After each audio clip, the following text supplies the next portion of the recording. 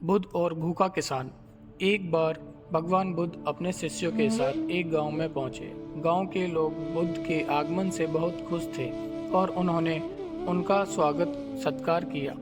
बुद्ध के प्रवचनों को सुनने के लिए दूर दूर से लोग आए। उसी गांव में एक गरीब किसान भी रहता था। वह किसान बहुत मेहनत करता था, लेकिन फिर भी उसका परिवार भूखा रहता था। जब उसने सुना कि बुद्ध गांव में आए हैं, तो उसने सोचा कि शायद बुद्ध के पास उसकी समस्याओं का समाधान हो। किसान बुद्ध के पास पहुंचा और कहा, भगवान, मैं बहुत गरीब हूँ। मेरे पास खाने के लिए कुछ नहीं है और मेरा परिवार भूखा है। कृपया मेरी मदद करें।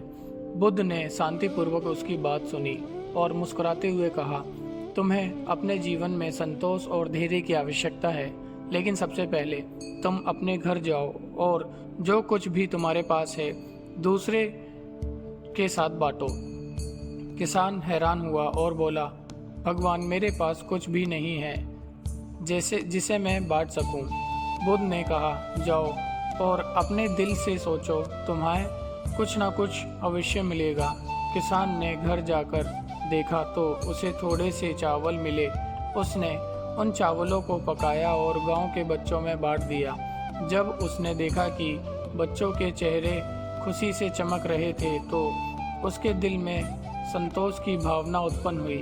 अगले दिन किसान फिर बुद्ध के पास पहुंचा और बोला, भगवान, मैं आपके कहे अनुसार किया और मुझे बहुत संतोष मिला, लेकिन मेरे गरीबी और भूख की समस्या अभी भी बनी हुई है।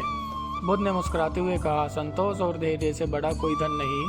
अब तुम दूसरों की मदद करते हो तो तुम्हें भीतर से संतोष मिलता है। यही सच्चा धन है।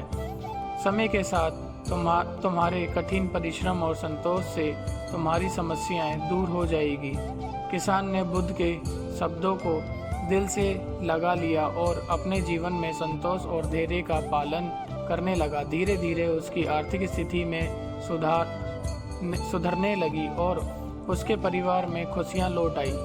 इस कहानी से हमें यह सीख मिलती है कि संतोष और धैर्य से बड़ा कोई दौलत नहीं। जब हम दूसरों की मदद करते हैं और संतोष के साथ जीवन जीते हैं, तो हमारे जीवन में सुख, शांति और समृद्धि अपने आप आ जाती है।